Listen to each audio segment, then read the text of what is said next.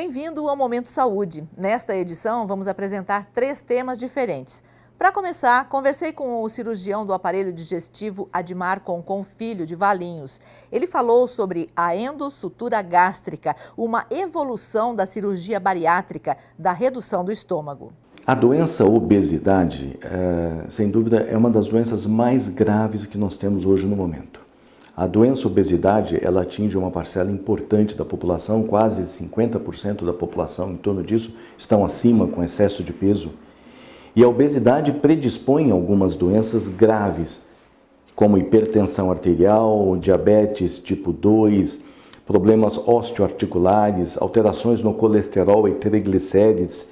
Isso pode desencadear quadros até de uma síndrome metabólica que pode levar a aterosclerose, obstrução das artérias, e daí o paciente ele pode ter, com o passar do tempo, doenças cardiovasculares, angina, infarto ou derrames, por conta dessa doença arterial que foi consequência da obesidade. Então, a obesidade é uma das doenças mais graves hoje da atualidade, isso já é certo, e ela já é tratada como uma epidemia, tamanho o número de pessoas que estão com excesso de peso.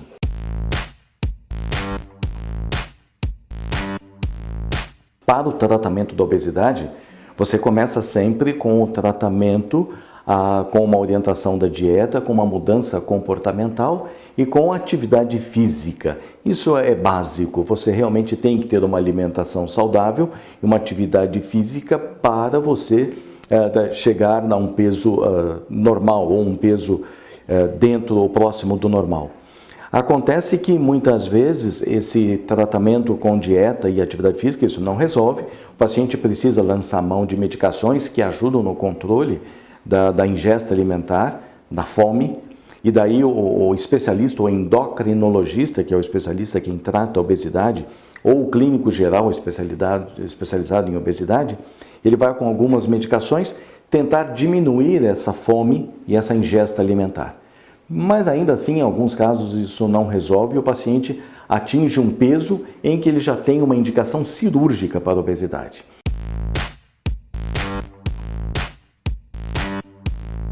Hoje segue-se um protocolo internacional que ele diz, tem indicação para cirurgia. O paciente que tem obesidade por mais de 2 anos, que já tentou tratamento clínico com um especialista no assunto, ele emagrece, depois volta a engordar, e que o índice de massa corpórea é um cálculo que se faz com o peso e a altura para saber qual é o IMC desse paciente. Então, quem tem o IMC de 40 para cima já tem indicação para a cirurgia bariátrica. Ou quem tem o IMC de 35 até 40, se ele tiver alguma doença já provocada pela obesidade ou agravada pela obesidade, ele já tem indicação para a cirurgia bariátrica.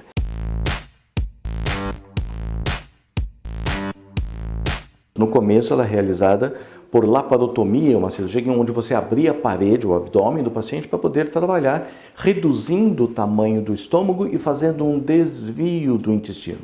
Foram várias técnicas que foram inventadas, boladas e estudadas e aprimoradas, e com o passar dos anos, essas técnicas foram se aprimorando. E a cirurgia bariátrica, ela teve um boom muito grande, uma melhora muito grande, quando ela passou a ser feita por videolaparoscopia. Ao invés de você abrir o abdômen, você conseguia fazer por videolaparoscopia através dos furinhos, sem essa abertura do abdômen.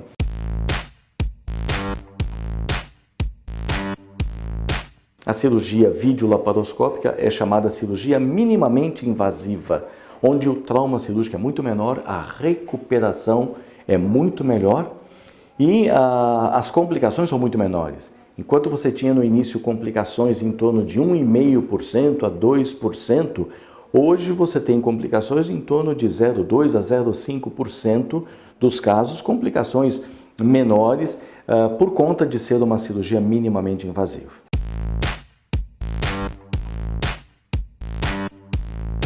Então isso foi um grande avanço que aconteceu na cirurgia bariátrica, fazer por videolaparoscopia, graças a aparelhos, a tecnologia que permitiu isso, fazer o grampeamento do estômago. E agora, ainda mais recentemente, conseguiu-se fazer um tratamento que está se fazendo um tratamento endoscópico para a obesidade. Então, antes nós tínhamos o tratamento clínico, alimentação e medicamentoso, e o tratamento cirúrgico, para aqueles que não conseguiam emagrecer e tinham indicação para cirurgia, mas hoje você já preenche uma lacuna intermediária, que é aquele paciente que ele tentou o tratamento clínico e o remédio não resolveu, mas antes de chegar numa cirurgia, ele pode optar por um tratamento endoscópico para a obesidade.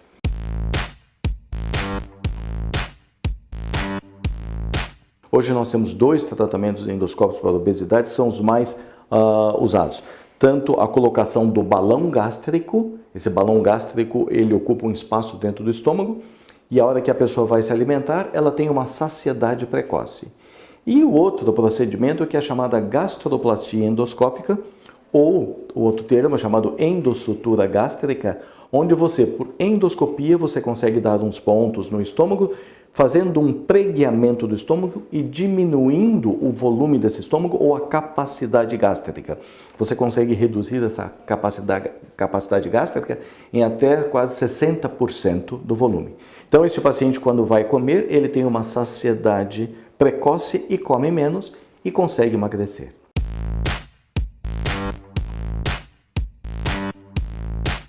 Para cada situação, é claro, a quantidade de emagrecimento, de perda de peso é diferente.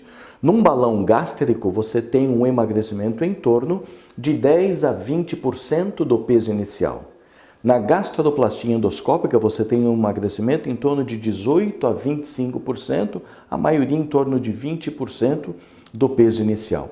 E uma cirurgia bariátrica, você tem um emagrecimento que vai de 30 a 40% do peso inicial. Então, são realmente técnicas diferentes e que você tem resultados diferentes, mas tem indicações diferentes.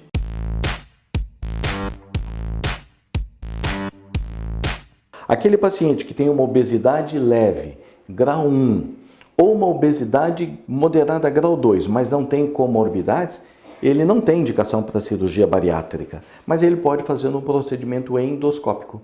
Além do remédio, além da dieta, ele vai colocar um balão ou fazer uma gastroplastia endoscópica e com isso ele consegue reduzir o seu peso.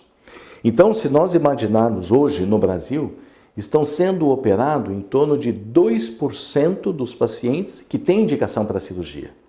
Então, 98% dos pacientes com indicação cirúrgica não estão sendo operados, por vários motivos. Ou porque não querem, ou porque têm medo, ou porque desconhecem a cirurgia bariátrica, ou porque não têm acesso, não tem um convênio, ou não consegue fazer onde ele mora. Então, apenas 2% estão sendo operados.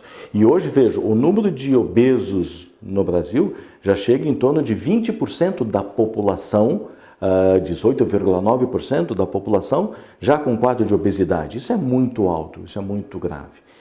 Então, para essa população, além da indicação cirúrgica, aqueles que têm uma obesidade leve ou moderada, que ainda não tem indicação para cirurgia, você tem a opção de oferecer um tratamento endoscópico para a cirurgia, quer seja o balão ou a gastroplastia endoscópica. No próximo bloco, vamos falar sobre doenças que já estavam erradicadas no Brasil e que estão assustando de novo por aqui.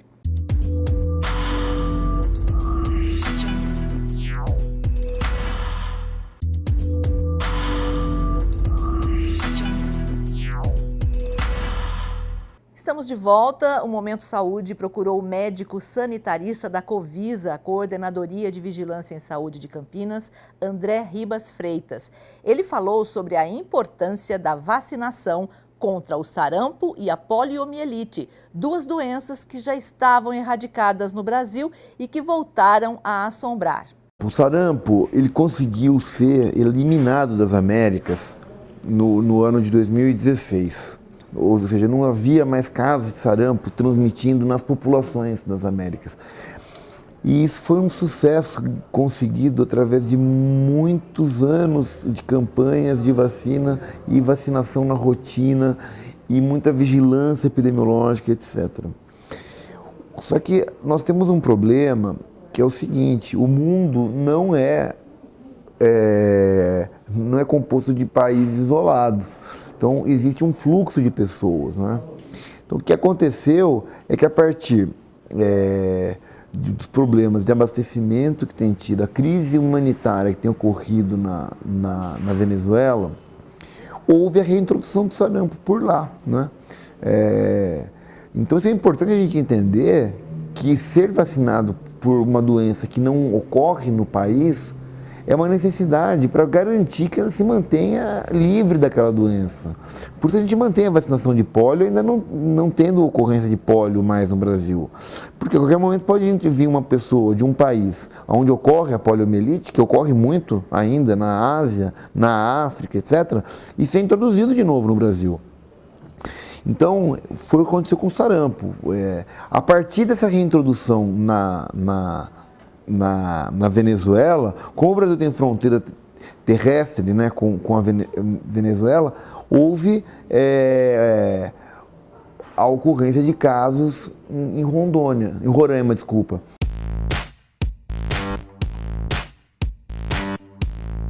A gente não pode também entender que é um problema da Venezuela que chegou no Brasil. Não é. Por quê? Porque se o Brasil tivesse níveis de imunização altos, não ocorreria transmissão em Roraima.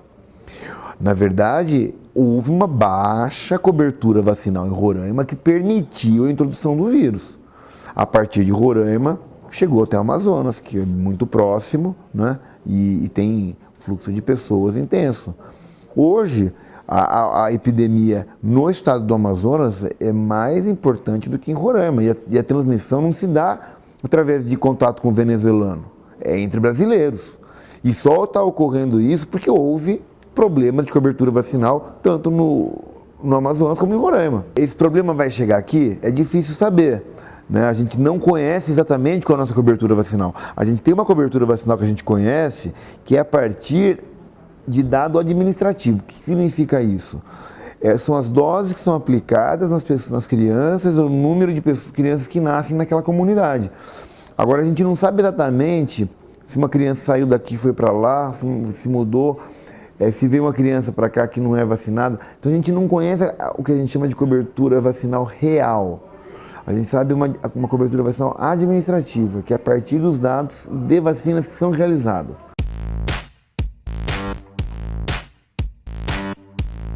É importante demais que cada um cuide do seu filho ou de si mesmo, verificando se está imunizado, né? Porque os adultos também têm que tomar essa vacina, né? Os adultos que não tomaram quando era criança têm que tomar, né? É uma vacina que tem uma efetividade grande, mas que a gente tem que ter uma cobertura muito alta. Por quê? Porque o vírus do sarampo, ele tem uma capacidade de se transmitir que é enorme. Ele se transmite através de pequenas partículas que chamam aerossóis, que não são gotas, são pequeníssimas gotas com um volume extremamente pequeno de vírus do sarampo, a gente consegue se transmitir.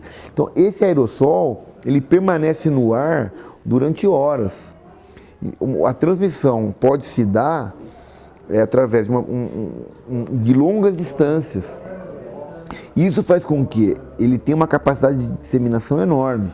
Então é importante manter níveis altos de proteção e níveis de cobertura vacinal altos para garantir que o sarampo não retorne a ser um problema de saúde pública aqui no Brasil, aqui na nossa região. Já é um problema no Amazonas, né? Temos que garantir que ele não seja um problema aqui em Campinas e na região do estado de São Paulo, enfim.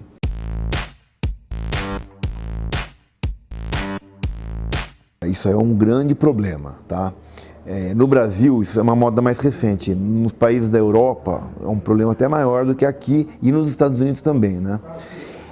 Isso é um grande, primeiro que erro de informação, né? Lançam boatos de que a vacina dá autismo e sem nenhuma comprovação científica, nunca foi comprovado. Aliás, foi comprovado o contrário, que não é. Já tem estudos demonstrando que não tem risco de autismo nas crianças vacinadas e nas famílias vacinadas, etc. Agora, por que um indivíduo não toma vacina e não tem problema, ele não vai ter a doença? Um indivíduo não tomar a vacina, ele está protegido. Por quem? Pelas pessoas em volta que foram vacinadas. Isso a gente chama de imunidade de rebanho. Porque embora o infeliz não tenha tomado a vacina, e ele acha que ele é mais esperto porque não tomou a vacina, ele não vai ficar doente, porque em volta ninguém vai ficar doente. Ele não vai ter contato com o vírus, porque todas as famílias, a maioria das famílias tomou a vacina. Então, esse indivíduo que não tomou, ele tem sorte de viver num país onde todos são conscientes e não tomam essas iniciativas irresponsáveis de não vacinar seus filhos. Então, ele acaba se beneficiando do restante. Agora, quando muitos dão uma despertinho e não tomam a vacina, esse risco coletivo aumenta significativamente. Então, aí passa a ser o risco de circulação do vírus.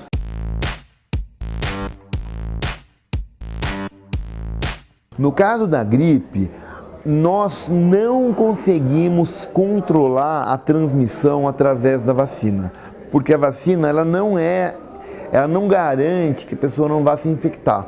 O objetivo da vacina da gripe é um pouco diferente. A gente vai querer fazer o quê? Diminuir a gravidade da gripe.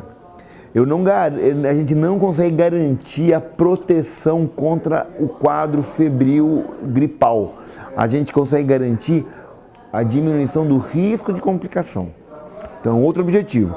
No caso da vacina da febre amarela, é um outro objetivo ainda. O que nós queremos com a vacina de febre amarela é proteger o indivíduo. Por quê? Porque na situação que a gente tem aqui no Brasil, a transmissão é silvestre. A transmissão é em matas. Então a gente quer proteger esse indivíduo que vai para a mata de se infectar lá. Então é importante que 100% das pessoas sejam imunizadas contra a febre amarela. Não existe vantagem na situação epidemiológica atual em vacinação de rebanho. Isso ocorre, por exemplo, é importante a imunização de rebanho, ou seja, ter várias pessoas vacinadas em região na Amazônia. Por quê? Porque lá tem a forma silvestre que pode urbanizar. Então, a gente tem que ter uma proteção grande das pessoas para evitar a urbanização. Ou seja, o que seria urbanização? Transmitir de uma pessoa para o mosquito Aedes e uma outra pessoa. Então, o objetivo dessa vacinação de formar grandes populações vacinadas é para evitar a urbanização. Agora, quando a gente vacina o indivíduo, a gente quer que ele não se infecte na mata, porque aí sim a gente está protegendo o indivíduo e nesse caso não adianta ter 95% da população vacinada. Nesse caso tem que ser 100% da população que vai para a área de risco tem que estar vacinada. Inclusive porque a febre amarela tem uma letalidade extremamente alta. 35% da população que tem febre amarela morre, tá? Em Minas Gerais foi de 50%. Metade das pessoas que tiveram febre amarela morreram. É uma doença extremamente grave. Então é muito importante a vacinação para proteger o indivíduo também. O Momento Saúde volta já.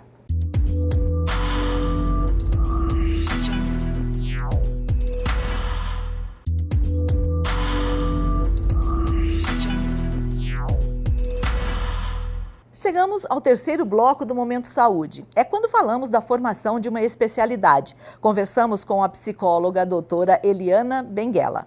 A medicina é uma coisa, a psicologia é uma outra formação, né, enquanto graduação. Tá? Talvez o que tem aí a confusão é com a psiquiatria, né? O psiquiatra, sim, ele tem uma formação médica, depois ele se especializa em psiquiatria, né? Não, o psicólogo, ele faz um curso, uma graduação em psicologia.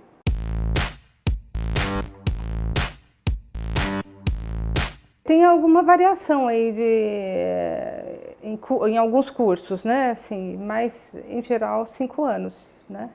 Assim, a minha formação de graduação foi numa faculdade de psicologia, né? Na época na PUC de São Paulo, né?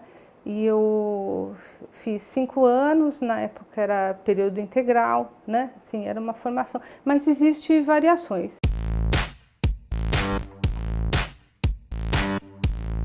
O psicólogo, né, a grande, às vezes, a opção dele não é só por uma área de atuação, porque às vezes ele pode até atuar em várias áreas, né, mas muitas ele vai ter que fazer uma escolha, né, por uma visão de mundo, né, porque às vezes existem algumas que são bem diferentes, né, dentro da psicologia, né.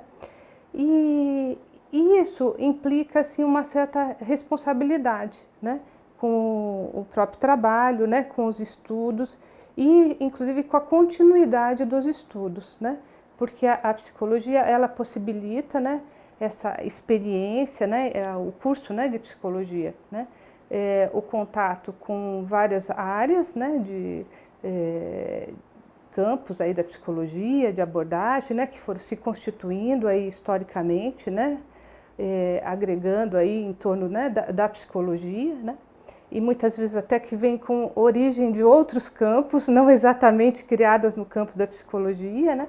Um fato interessante é que antes não tinha psicólogos, você tinha filósofos, né, pessoas da filosofia que atuavam na psicologia. Então ela é até uma ciência assim um pouco recente, né.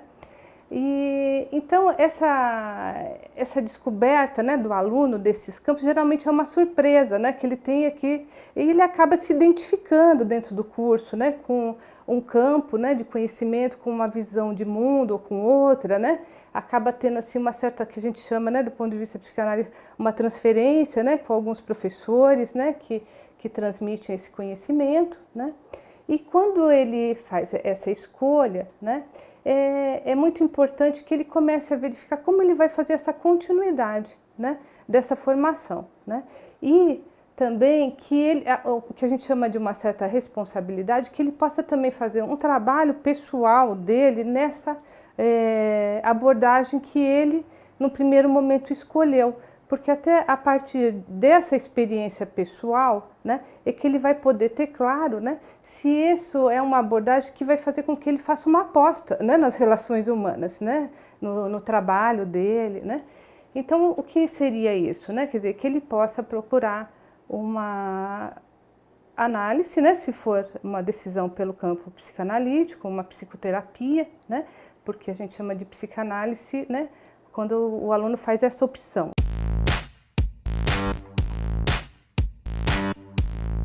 Ele fazendo essa escolha, né, ele vai passar por uma experiência clínica. Qual que é a importância disso, né? Não é só adquirir o conhecimento, né, mas é porque quando ele estiver, né, nas suas relações de trabalho, né, qual que é o campo, né, que o psicólogo atua? É das relações humanas, né, das dificuldades, dos conflitos, né, das angústias, né? Então é importante que ele esteja preparado, né, para lidar com essas situações, sem fazer assim uma certa, vamos dizer, confusão ou ficar muito afetado por essas questões que o impossibilite, de certa forma, de atuar, né? Então, esse preparo ele é necessário. Muitas vezes isso começa a ficar claro para o aluno quando ele vai ter a experiência no curso, né, da clínica escola, né?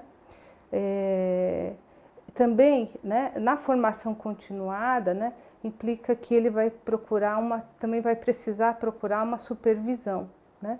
Então a formação, né, especialmente do clínico em psicologia, mas no meu entender não é só do clínico, né, porque não é só na clínica que você lida, né, com os problemas, né, das pessoas, né? Ela é uma formação continuada, né? Então, assim, vamos dizer, o psicólogo ele tem uma certa responsabilidade, né, com essa formação específica, né, da área, né?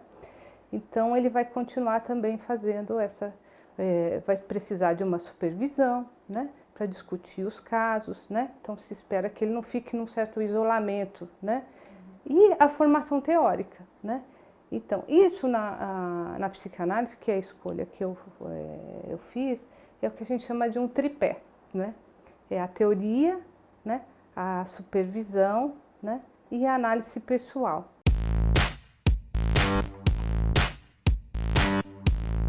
Sou psicanalista, né, mas eu fiz a minha formação de psicólogo, né, a graduação.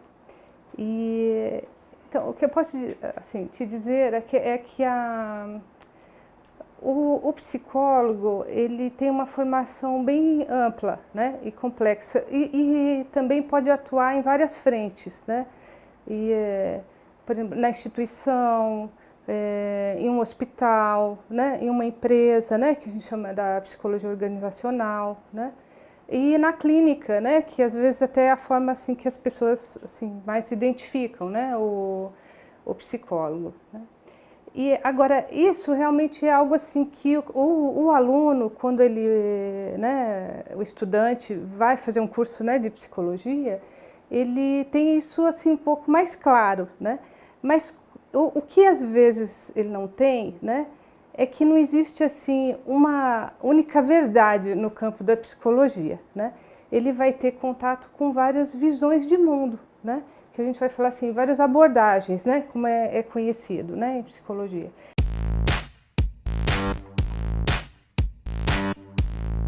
A escolha pela psicanálise, né, para mim, assim, ela se fez dentro do curso de psicologia, né, porque assim, eu tive contato, né, com algumas questões teóricas, e mesmo dentro da psicanálise você tem várias abordagens, né, também, né, e é importante, assim, a psicanálise ela não é exatamente, né, um campo da psicologia, ela fica meio entre também, né, ela é um campo próprio, né, assim, mas os alunos de psicologia, né, eles têm essa oportunidade, né, de uma formação básica, né, assim, dentro do curso, não é assim, uma formação que vai fazer do aluno um psicanalista, mas ele toma contato, né, com os conceitos fundamentais da psicanálise, né, com algumas diretrizes da prática clínica, né, dentro de um curso de psicanálise. E foi o que aconteceu comigo, mas depois tive que continuar isso, né, claro, em vários percursos, né, vários contatos com grupos de psicanálise, né, e onde isso inclusive continua, né, isso não acaba, né, isso é algo que é assim continuado.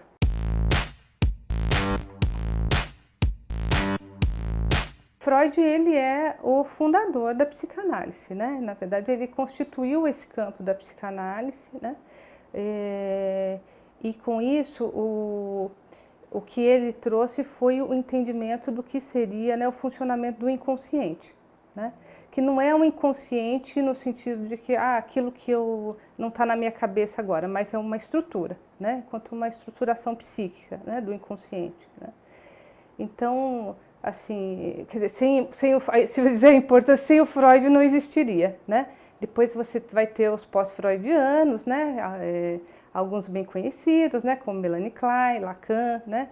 E Winnicott, mas ele é o que fundou, né? A psicanálise, né? Que criou esse campo a partir de algumas indagações dele na clínica, especialmente em relação às histéricas, né? Que era a grande, assim, patologia, né, da época, né, do Freud, né, assim, e ele, a partir das experiências dele com também um psiquiatra muito famoso na época, com Charcot, que trabalhava com hipnose, né, então o Freud, ele, assim, começou a pensar, né, essas questões, né, da psicanálise e passou a criar uma possibilidade de escuta para esses pacientes, isso que para mim eu acho que é o fundamental, né, porque esses pacientes não eram escutados, né? E Freud passou a escutar, né? Então ele criou a psicanálise aprendendo com os pacientes, né? Fazendo essa escuta. O Momento Saúde fica por aqui. Obrigada por ter ficado com a gente. Para sugestões, críticas ou elogios, use o WhatsApp da TV Câmara, que é o 998 11 0260. Até o próximo.